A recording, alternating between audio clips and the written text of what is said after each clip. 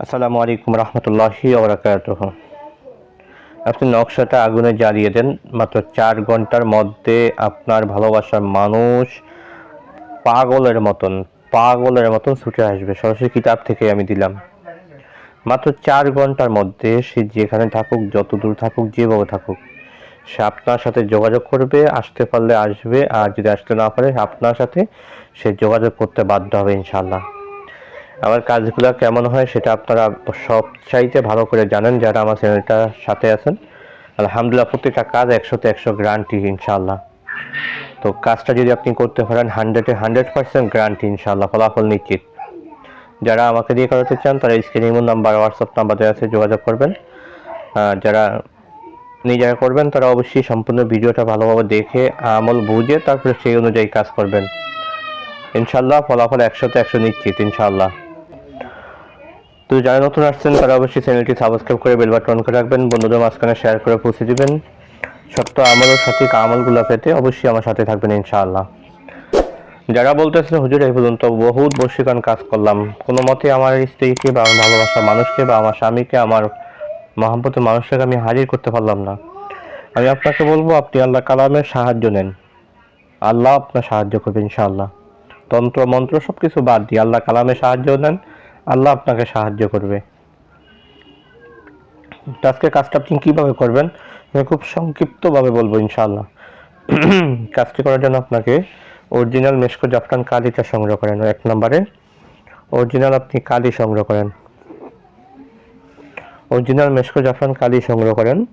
আর সাদা কাগজ আপনাকে সংগ্রহ করেন, সাদা কাগজ, বসপাতা, হরিণের ঝিল্লি, এই কটা বস্তু আপনি সংগ্রহ করেন।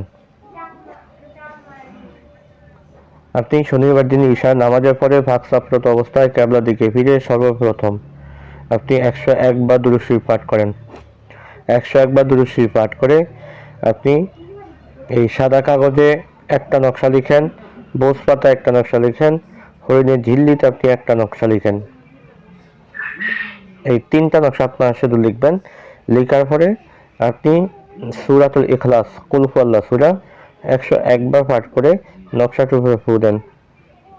ফু দেওয়ার পরে আবার সর্বশেষ দুরূদ শরীফ 101 বার। খুব সংক্ষিপ্ত, খুবই সহজ একটা কাজ, কিন্তু ফলাফল 100-তে 100 ইনশাআল্লাহ, 100-এ 100%।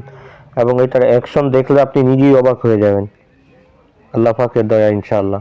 তো আপনার আমলটা যখন কমপ্লিট হয়ে যাবে, কাজের একটা সদকা রয়েছে, এইটার সদকাটার ভিতরে মেন গোপন, মানে মেন শক্তি।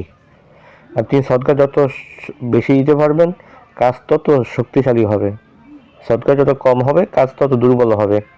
এটার ভিতরে সবচেয়ে মেন কথা। তো যারা আমার সাথে, যারা কাজ করবেন, নিজেরা করবেন বা আমাকে দিয়ে করাবেন, যারাই অবশ্যই আমার সাথে যোগাযোগ করবেন। কাজের সদকা কেমন হয় সেই বিষয়টা ইনশাল্লাহ আমি আপনাদেরকে এভাবে জানিয়ে দিব, কারণ এই কাজটা সবাইকে অনুমতি দিব না। আমার সাথে যোগাযোগ করলে আমি অবস্থা বুঝে, তার হালত বুঝে তারপর অনুমতি দিব ইনশাল্লাহ। এবার আপনার কাজ হয়েছে, আমলটা যখন কমপ্লিট হয়ে গেছে, সদকা কমপ্লিট হয়ে গেছে, তখন আপনার কাজ হয়েছে এই সর্বপ্রথম সাদা কাগজে যে নকশাটা লিখলেন, এটা শনিবার দিন আসরের পরে মাগরিবের আগে আগে সরিষার তেল মেখে আপনি আগুনে জ্বালিয়ে দেন। খুব খেয়াল করবেন, সাদা কাগজটা জ্বালানোর 3 ঘন্টা পরে বসপাতায় যেই তাবিজটা লিখলেন সেটাতে সরিষার তেল মেখে আগুনে জ্বালিয়ে দেন।